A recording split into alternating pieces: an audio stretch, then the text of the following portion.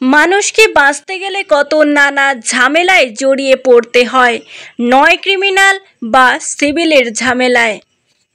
তখন মানুষ সঠিক দিশা পাওয়ার জন্য নানা অ্যাডভোকেটের কাছে দৌড়ায়। আজ আমরা চলে এসেছি সেই অ্যাডভোকেটের কাছে, যিনি গরিব মানুষের পাশে থাকেন। তিনি হলেন অ্যাডভোকেট ইন্দুভূষণ দাস মহাশয়। নমস্কার, চতুরঙ্গ কলকাতা থেকে আমি মৃত্যুঞ্জয়। আজকে আমি চলে এসেছি স্বনামধন্য অ্যাডভোকেট শ্রী ইন্দুভূষণ দাসের কাছে, যিনি প্রাক্তন সিনিয়র পাবলিক প্রসিকিউটর, দক্ষিণ চব্বিশ পরগনা। তা ওনার অফিসে আমি চলে এসেছি, যে অফিসের অ্যাড্রেস হচ্ছে রাসবিহারী অভিষেক পয়েন্ট, 3rd ফ্লোর। তা আসুন সে দাদার সঙ্গে আপনাকে প্রথম পরিচয় করিয়ে দিই। হ্যাঁ, তা আজকে যে আমি যে স্যারের কাছে চলে এসেছি, সে স্যারের কাছে আমি কিছু কোশ্চেন রাখবো জনগণের উদ্দেশ্যে। জনগণের কিছু কোশ্চেন থাকে মানে অ্যাডভোকেটের কাছে, যে কিছু তাদের পারিবারিক সমস্যা বা অনেক রকম সমস্যা নিয়ে। তা প্রথম কোশ্চেনে আমি যাব। তার আগে যাওয়ার আগে আমার চ্যানেল থেকে আপনাকে স্বাগত। নমস্কার। একদম নমস্কার। প্রথম কোশ্চেনে যাব। তা আপনাদের মানুষের অনেক রকম, জনগণের অনেক রকম সমস্যা থাকতে পারে, যেমন আপনার পারিবারিক থেকে আরম্ভ করে নানা রকম। কিন্তু আপনারা অনেক জায়গায় হয়তো ছুটেছেন, কিন্তু সেখানে ঠিকঠাক গাইডলাইন পাননি, অনেক জায়গায় সুরাহা পাননি। তা সব রকম সমস্যারই সমাধান আছে। তা তাই জন্য আমি চলে এসেছি স্বনামধন্য শ্রী ইন্দুভূষণ দাস অ্যাডভোকেট বাবু, ওনার কাছে আমি চলে এসেছি, স্যারের কাছে। তা স্যার, এই যে সমস্যা, এই সমস্যার যদি ঠিকঠাক একটা সমাধান যদি আমাকে বলেন, খুব আমার দর্শক উপকৃত হয়। হ্যাঁ, আমরা আইনজীবী হিসাবে আমাদের একটা কর্তব্য থাকে। নিশ্চয়ই আপনি সাধারণ মানুষের কথা বলছেন। আমরা সাধারণ মানুষ নিয়ে আমরা কাজ করি আইনজীবীরা, সেই জন্য আমাদের নিশ্চয়ই কিছু বলার আছে দায়িত্ব থেকে। আপনারা যেমন চ্যানেল থেকে এসছেন, এটা আমাদের খুব ভালো লাগলো যে আপনারা সাধারণ মানুষের হয়ে কাজ করছেন। আমি খুব আনন্দিত। তবে আপনি যে প্রশ্নগুলো তুলেছেন সেই প্রশ্নটা আমি রাখছি। নিশ্চয়ই সাধারণ মানুষ বুঝতে পারে না, তারা আইনজীবীর কাছে ছুটে যায়, কিন্তু আইনজীবীর কাছে ছুটার আগে ওরা বিভিন্ন লোকের কাছে ছুটে যায়। সেটা যেন না করে। আমরা দেখেছি তাদের পাড়ার লোককে, মাতব্বরকে ধরে, কিংবা অন্য কোনো লোককে ধরে, যারা তার সমস্যার সমাধানের জন্য আইনজীবীর কাছে নিয়ে যাবে। তারা সেইভাবে ঠিকমতো আইনজীবীর কাছে আসে না। কিন্তু যারা শিক্ষিত লোক, তারা সব মোবাইল ঘেঁটে বিভিন্ন রকম ইন্টারনেটের মাধ্যমে যোগাযোগ করে তাদের সুবিধা হয়। কিন্তু গ্রামের লোক, সাধারণ লোক, যারা টাকা পয়সা দিতে পারে না, টাকা পয়সা খরচা করতে পারবে না, তারা কিন্তু আসে। তারা কিন্তু ওই সব লোকালদের হাত দিয়ে আসে, এবং এমন কতগুলো জায়গায় পড়ে যায়, ফাঁসে পড়ে যায়, তখন ঠিক অরিজিনাল উকিলবাবুর কাছে আসতে পারে না। এটা একটা প্রথম দুর্দশা তাদের, সাধারণ মানুষের।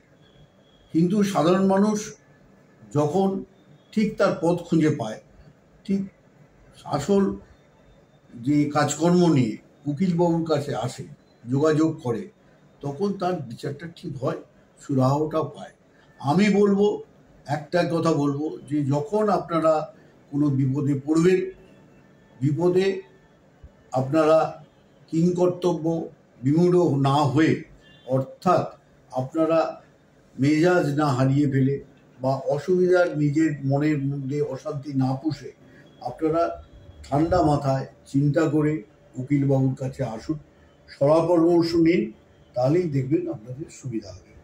ফোরের কাছে যেতে বারণ করছি, সোজাসুজি ফোরেরদের কাছে যাবেন না, কারণ তারা একটা মতামত একটা সৃষ্টি করে আইনজীবী এবং যে যার কাজের জন্য আসছে তার মাঝখানে, সে একটা অন্তরায় হয়ে দাঁড়ায় এবং ভুল পরামর্শ অনেক সময় দেয়। সবাই যে ভুল পরামর্শ দেয় তা নয়, সঠিকভাবে তারাও নিয়ে আসে, কিন্তু অনেকেই ভুল পরামর্শ দিয়ে দেয়, যার জন্য আমাদের আইনের সাহায্য দিতে অনেক অসুবিধার সম্মুখীন হয়। হ্যাঁ, তা এই যে আপনি বললেন যে সঠিক বিচার, তো এই সঠিক বিচারটা মানুষ জানবেই করে যে কার কাছে সঠিক বিচার পাবে, বা পে কান্ডারি, যে কার কাছে গেলে সঠিক বিচারটা পাওয়া যাবে, কেউ মানুষটা তাকে ঠকাবে না। এটা যদি একটু আমরা দর্শকদের দেখুন, এই ঠকাবে না কথাটা, জিনিসটা ঠিক নয়।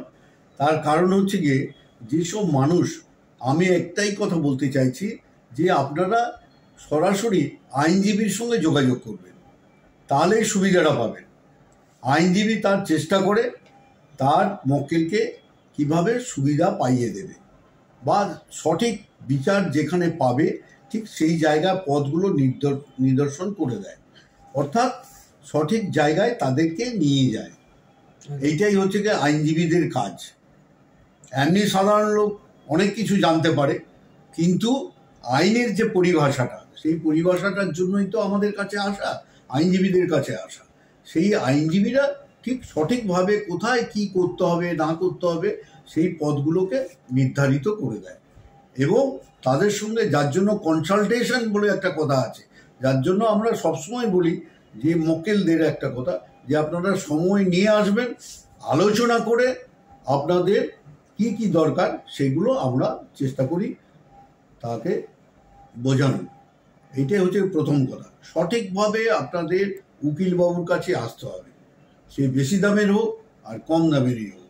অর্থাৎ যারা বেশি ফি নেয় বা কম ফি নেয় আপনারা সেভাবে নিশ্চয় করে আসবেন। কারণ যারা হয়তো অনেক বেশি টাকার ফি, সে উকিলবাবুর কাছে আপনি যেতে পারবেন না। কিন্তু অন্যান্য যারা কম ফি নিয়ে কাজ করে তাদের কাছে তো আসতে পারবেন, নিশ্চয়ই আসবেন। তাছাড়াও একটা পদ আছে, যদি কোনো গরিব লোক হয় সেখানে সরকারি একটা ব্যবস্থা করা আছে, অনেক আগে থেকেই আছে, এখনও আছে পর্যন্ত, যে লিগ্যাল এড সার্ভিস আছে। যে যার জেলায় একটা লিগ্যাল এড সার্ভিস আছে। যারা অর্থনৈতিক দিয়ে দুর্বল তাদের জন্য আইনজীবী দেওয়া হয় বিনা পয়সায়, কিন্তু তাকে কতগুলো ক্রাইটেরিয়া মেনটেন করতে হয়। যেমন তাকে তার রোজগার কম টাকা হবে, সে গরিব হতে হবে, এইগুলো কতগুলো ক্রাইটেরিয়া হলে লিগ্যাল এড সার্ভিস থেকে সাহায্য পায়। আর তাছাড়া এমনি আমি অনেক উকিলবাবুকে দেখেছি, আমরাও করি, অনেক গরিব লোকের কাজ করি যাদের কাছ থেকে আমরা ফি নিই না। অনেক উকিলবাবু আছে তারা ফি নেয় না, কাজ করে দেয়। কিন্তু দেখা যায় যে অনেক পড়ে দালাল তাদের কাছ থেকে টাকা পয়সা নিয়ে নেয়। তারা যখন আমাদের কাছে আসে তখন টাকা পয়সা তাদের থাকে না, কিছুই থাকে না। তার আগে আমি জিজ্ঞেস করি, আমরা যখন, তখন বললাম বাবু ওকে টাকা দিয়েছিলাম, ও আমার টাকা নিয়েছে। আমাদের পক্ষে কি সম্ভব সেই লোকদের কাছ থেকে ধরে টাকা আদায় করা, অমুক করা? সেগুলো তো সম্ভব নয়। কিন্তু আপনাকে আসার আগে বিচার করতে হবে যে আমরা উকিলবাবুর কাছে যাচ্ছি, তোমরা বলো আমরা উকিলবাবুর কাছে যাবো। কারণ যার যা কাজ, ডাক্তারবাবুর কাছে গেলে ডাক্তারবাবুর কাছে যাবে, কোয়াকের কাছে যাবে কেন, অন্য লোকের কাছে যাবে কেন? ভায়া এজেন্সি রাখবে না, মাঝখানে কোনো লোককে রাখবে না। সাহায্যের জন্য তাকে নিয়ে আসতে পারে, কিন্তু তার মতামতটাকে নেওয়া উচিত। তা আমি আরেকটা ব্যাপারে যাবো, যে অনেক মানুষের ধারণা আছে, যেমন আপনি একটা ক্লিয়ার করলেন যে মানুষ, গরিব মানুষের রিলেটেড একটা ব্যাপার থাকে। তা অনেক মানুষের এরকম ব্যাপার থাকে যে কোর্টে গেলে, আমরা অনেক মানুষের মুখে শুনেছি যে কোর্টে গেলে প্রচুর টাকার খরচ, প্রচুর টাইমের খরচ, মানে তারিখের পর তারিখ হয়ে যায়, তারিখের পর তারিখ হয়ে যায়। এবং এরকম অনেকে বলেছে যে কোর্ট হচ্ছে এমন একটা জিনিস যেখানে হচ্ছে টাকার খালি খেলা, মানে সমাধান অনেক পরে হয়, কিন্তু আগে টাকা সরাতে হবে এবং তারিখের পর তারিখ নিয়ে যেতে হয়। মানে কোর্টে দৌড়াদৌড়ি, অনেকে হয়তো টাকার ক্ষমতা আছে কিন্তু দৌড়াদৌড়ি টাইমটুকু নেই। তা সেই ব্যাপার নিয়ে আমার দর্শকদের কি বলবেন? দেখুন, কোর্টের তো টাইম থাকবেই, এটা তো একটা স্বাভাবিক কথা যে আপনার কাজ এক্ষুনি বললে এক্ষুনি হয়ে যাবে না, কিন্তু তার একটা প্রসেস থাকে। সেই প্রসেস আগে যতটা লেন্দি ছিল, এখন পরপর এখন কম্পিউটার হয়ে যাচ্ছে, ইন্টারনেট হয়ে যাচ্ছে, বিভিন্ন ধরনের সুযোগ সুবিধা এসে যাচ্ছে, যার ফলে এখন বিচার পদ্ধতি অনেকটা ত্বরান্বিত হচ্ছে। মানুষের যে ক্ষোভগুলো ছিল অনেকটা নিবারিত হচ্ছে।